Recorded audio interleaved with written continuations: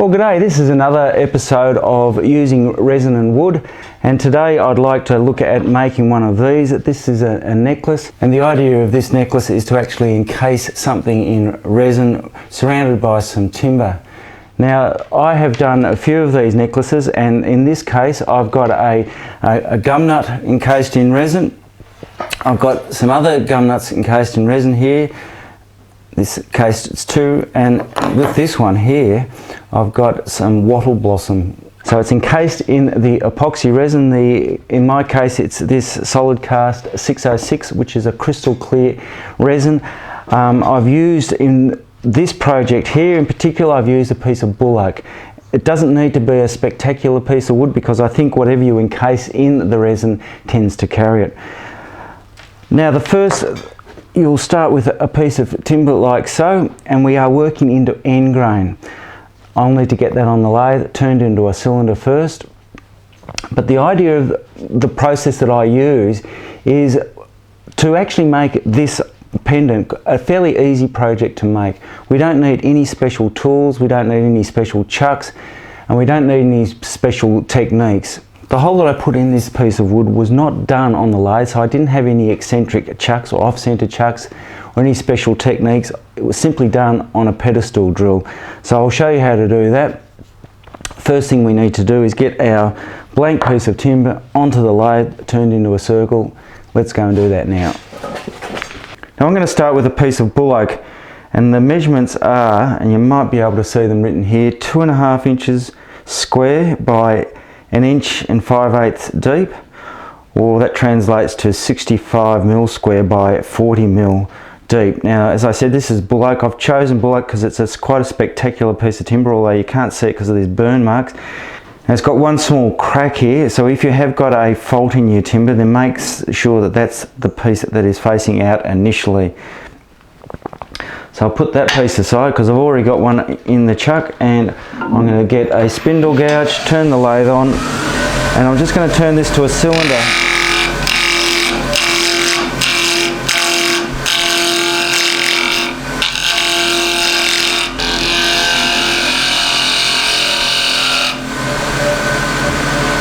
There it is, a cylinder, and I'm just going to use a skew chisel just flat on the tool rest to put a bit of a groove in here,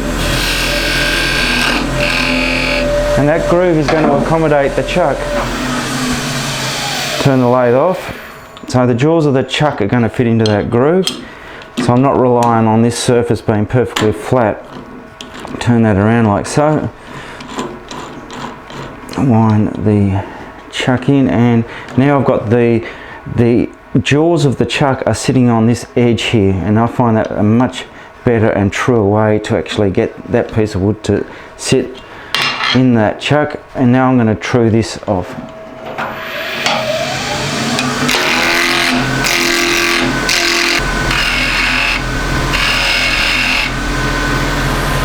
Now this is actually going to be the back of my pendant.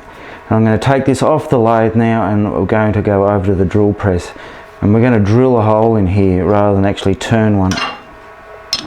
So here's the blank that I just shaped on the lathe, and I'm going to be drilling a hole into this surface here. Now it doesn't matter where you put the hole, although I'm going to line it up, put the hole up the top here so that the grain or the figure is lined this way. So I'm going to put the hole off center up here. By using a drill bit in a pedestal drill, it overcomes the problem of actually having to offset this on the lathe somehow to put that hole in there. Now, to hold the piece of wood while I'm drilling, I must have this either in a clamp, in a vise of some sort, or hold it with, as I'm doing here, with this clamp. Now, I'm just lining things up here. I'm just doing this by eye, and all I really want to make sure of is that the gap between these perimeter of the hole up this top, which is going to be the top end of the necklace, is just enough to actually put a hole through there later on to take the leather cord. So there it is there. Your drill bit needs to be sharp because we are actually drilling into end grain, and this timber is particularly hard, bull oak. And off I go.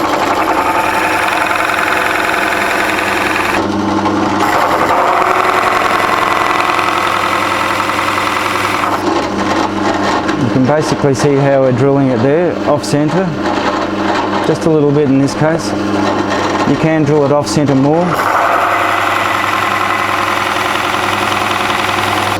Now this drill bit is 1 3/4 or 45 mil. Actually it's supposed to be 45 mil, but I think it's closer to 1 3/4.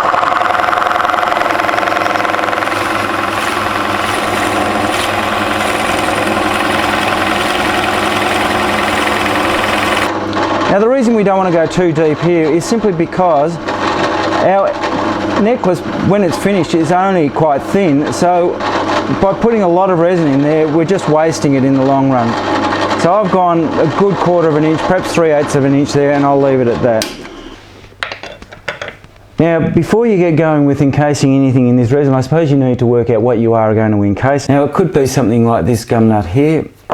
If I were doing that gumnut, I would actually have to sand or cut the end off here so that I've got a flat surface to work on so that I can glue that in place inside my hole. I've already prepared something here. Now this is a bigger gumnut with a bigger void, so I've actually pre-filled it with resin. I've cut it or sanded it first, and I'm now going to mount that in there, or encase that in resin in there like so. If you are thinking about doing flowers, then I haven't got too much experience with this, but what I have found is that by pressing them first, perhaps even just overnight, you are going to get the flower, number one, nice and flat, but number two, I found that it helps to actually keep the colour in the flowers. Now, not only are you going to need some epoxy resin, and by the way, that could be polyester resin, so as long as it's clear, but you're also going to need some glue. Now I'm going to use this 5-minute epoxy glue, which I prefer because I know that it actually is a clear glue. So it's a good companion with my clear resin. It's a 5-minute glue, so it actually will set reasonably quickly. Now in my first episode of using resin with wood, I mentioned a couple of ways to get rid of bubbles or to prevent the bubbles from appearing. Now there is another way bubbles do appear, and that is through the pores of the timber itself. Now if you have a timber that's got a fairly open pore system to it, what can happen is that when you pour resin into a hole like this, for instance, you can initially trap air in those pores, and later on that air wants to escape as the resin heats up and comes out into the resin itself and gets encased in the resin. So if you have a system by which you can actually seal those pores first, then it will prevent those air bubbles escaping from the pores later on when we have got resin in there. Now you can use resin itself. You could actually perhaps coat your hole first with a coat of resin and then let that dry overnight and then proceed. What I'm going to do is I'm going to use my 5-minute epoxy glue. So let's get going with that. Now remember, I've got my glue in these syringes, and I'm just going to measure out equal parts of A and B. And I'm not going to need an awful lot of that.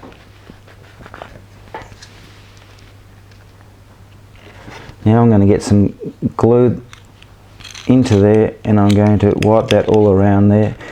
And I'm going to just initially get the glue in there, and then get a rag, a clean rag, and wipe that around.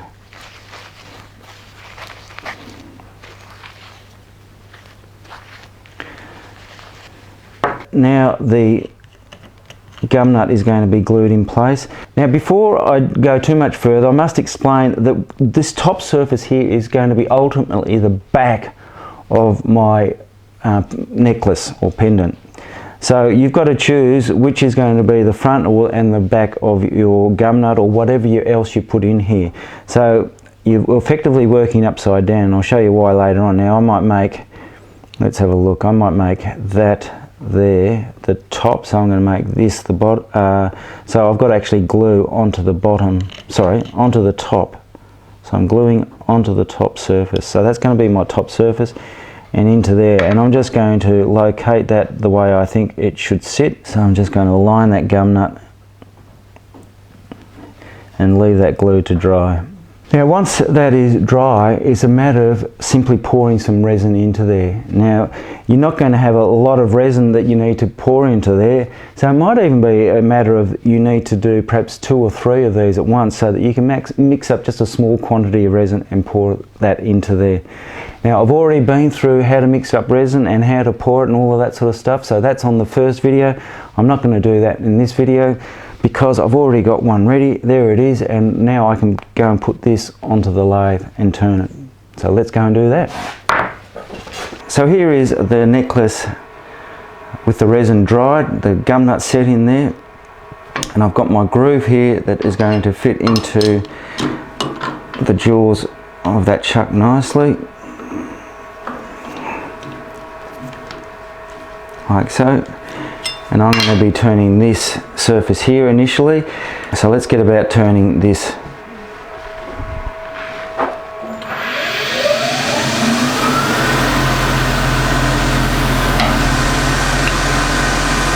So here is my spindle gouge, bevel rubbing, but look where the flute is. It's not facing straight across there, it's certainly not facing upwards, it's sort of at about a 45-degree angle upwards.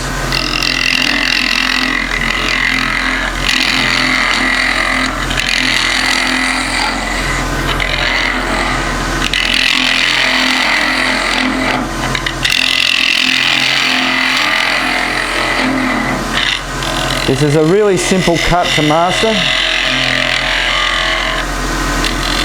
Now when I started off on the edge here, I'm just going to take a very light cut initially, very light initially, so that the spindle gouge doesn't want to zing off to my left along the wood. So once you get the cut established, then you can start pushing a little bit harder.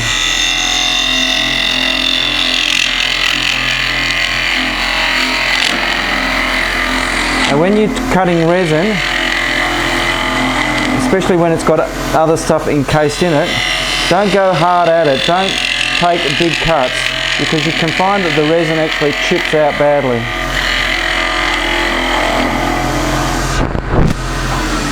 Let's have a look at that.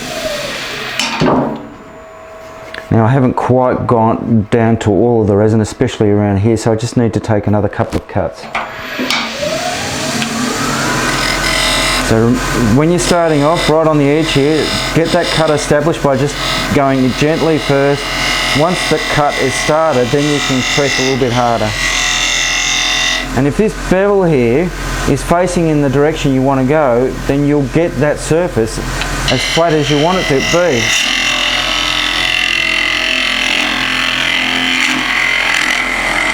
Now the problem with this cutting this is that I've got 3 different materials here. I've got timber, I've got resin, and I've got gumnut, and they all cut differently. So that's why you tend to go slowly, because if you're pushing hard for one and then you hit something softer, you might just go a bit too hard.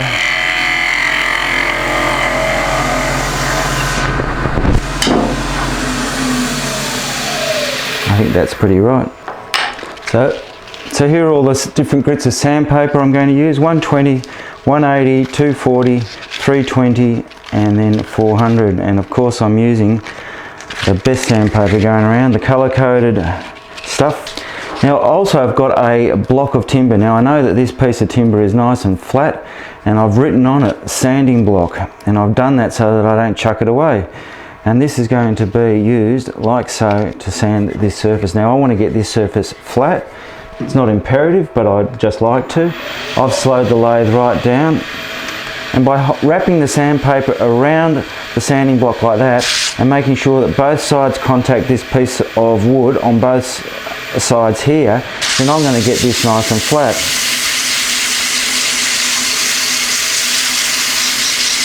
Now if you find that the resin is starting to get soft as you are doing this sanding, a couple of things may be going on. Number one, you might not have given your resin enough time to set properly, and that might be because your ambient temperature is not hot enough or warm enough for that resin to dry or set properly.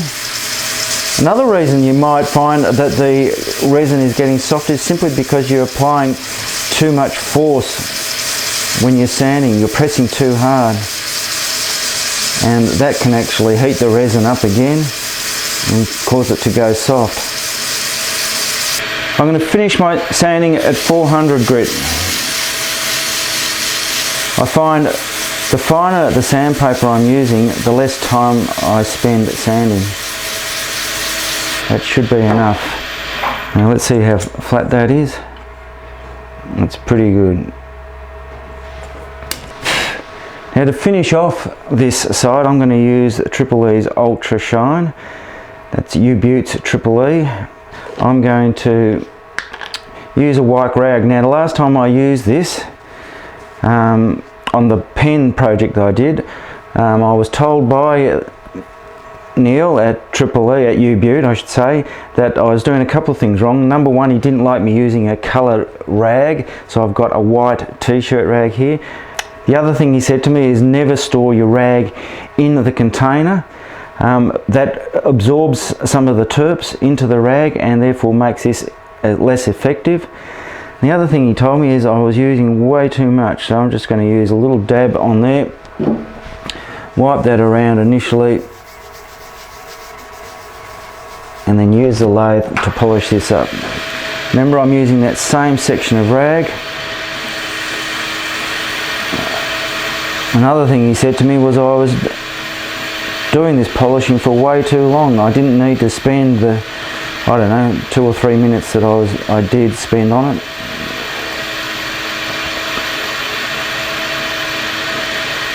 He said a minute max.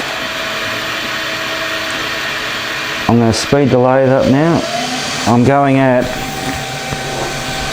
1200 RPM.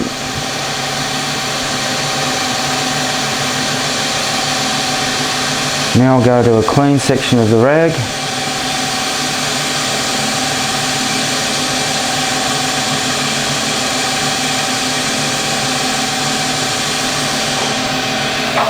Let's have a look at that.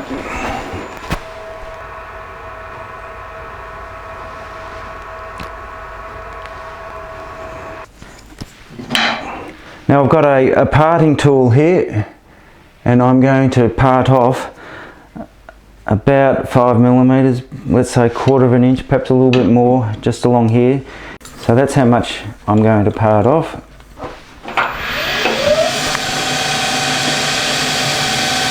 Lathe is still travelling at about 1200 RPM. Now this parting is a matter of getting the bevel or rubbing, that is this section of the tool, this part of the bevel, rubbing and then lifting the handle up. And if you do that, you're going to be cutting rather than scraping. You're going to get shavings rather than dust. There's the bevel rubbing, lift the handle up. You'll also notice I'm taking 2 cuts, so that this gap in here is plenty wide enough. I'm not going to jam the tool in there the deeper I go.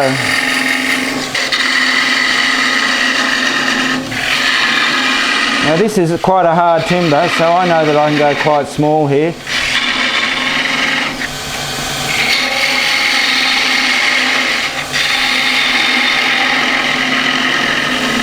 And just at the last moment, I'm going to do this one-handed. Or if you don't want to do this, then just turn the lathe off and break that last little bit off.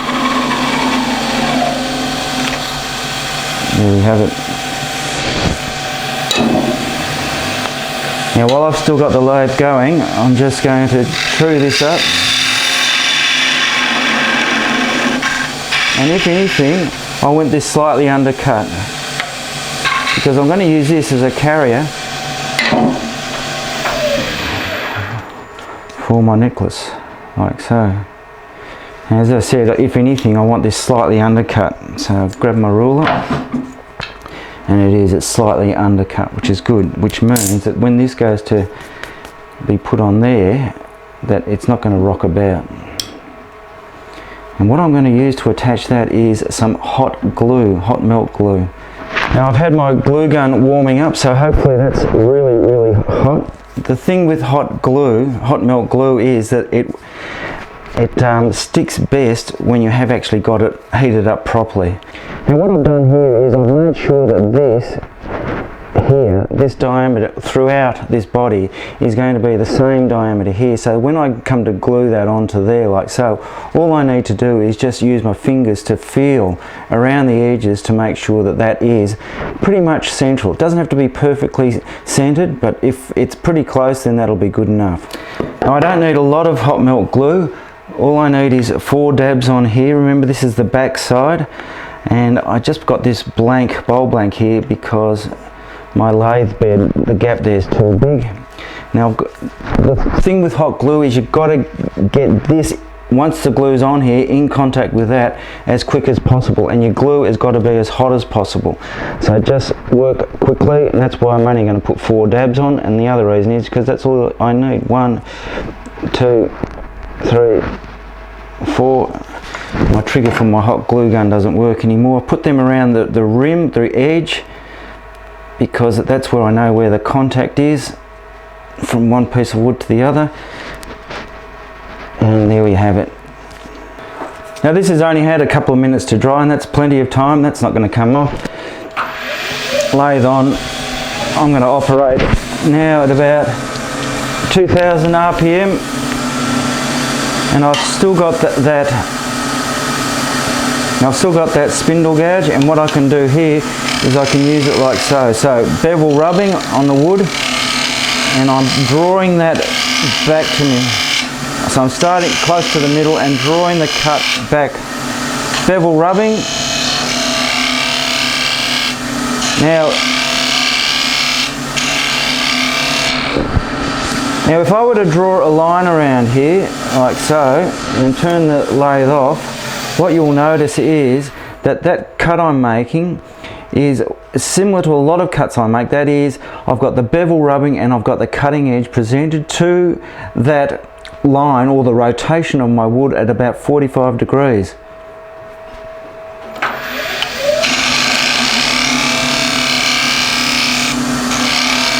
Now how thin you go just here is really up to you. I suppose one determining factor is actually getting through the resin, and you know when you're getting through to the resin because you can see it in your shavings. Now with this cut that I'm doing, my tool rest is way too high, so it's actually a lot below centre at the moment, simply so that I can get the tool in the right position. Now when I go down to there to do that cut, it's a bit dangerous because that will happen. That's alright. The reason it happened is because suddenly my cutting edge was not being presented to the rotation at 45 degrees. It was more perpendicular too, and it meant that I was taking too much wood off all at once, and the tool dug into the wood, rolled around, and that was what a catch is all about. So in this case, I'm now going to just go around to that original cut that I was using, which is this one here.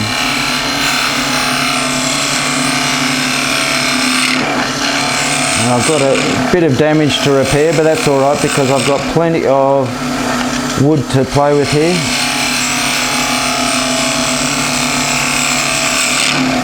Now I don't have to use that spindle gouge. In fact, what I quite like to use when I'm coming to do any work with resin and other materials is I like to scrape, and I've got one of my favourite scrapers here. It's based on a curved skew chisel, and that's what it looks like. It's an inch piece of steel. It was originally just a round nose scraper, but I've sharpened it on both sides to look like that, and it's an asymmetrical grind. If anyone is interested in a template of this, I could organise to get one to you, whether it be via emails. I might have to scan just a tracing of that. Lovely little scraper, negative rake scraper. Being asymmetrical curve means that you can use it both ways on your tool rest.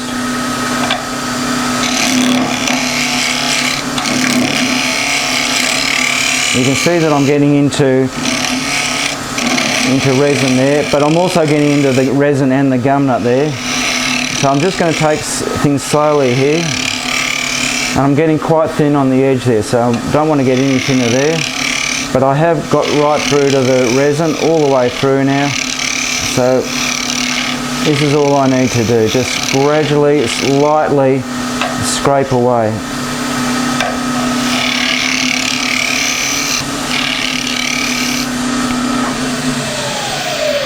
Let's have a look at that. It's looking good. Now I can start sanding. Now I've got 400 grit here. Now I could now go on to 600 grit and then 800 and then 1200. I could keep going right through to as fine as I want.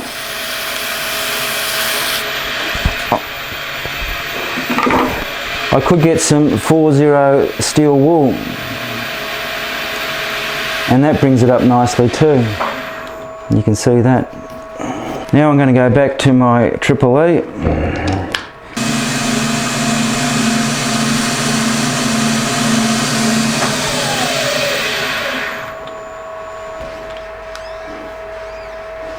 Beautiful. Now steel wool in behind there, and I'm just going to get that right in and lever gently the necklace off. There we have it. Now some of this hot glue might come off just with my rubbing with my finger, getting my fingernail into it. If it doesn't, I'm going to get some terps and wipe that off with my terps. So I'll do that now. I have been wiping the back of this with the Pure Gum terps, and some of you are going to say, well, aren't you actually just wiping off all of the finish? And the answer is, well, yes I am, but remember that Triple E was not only used as a finish, but more importantly as a buffing agent to actually bring this up to a nice shine. So it's done its job on the back. On the front, it's still got plenty of cover of the Triple E on the front. So there is my finished brooch. All I need to do now is drill a hole through here, thread it with leather, and that'll be it. Safe turning. I'll see you another time.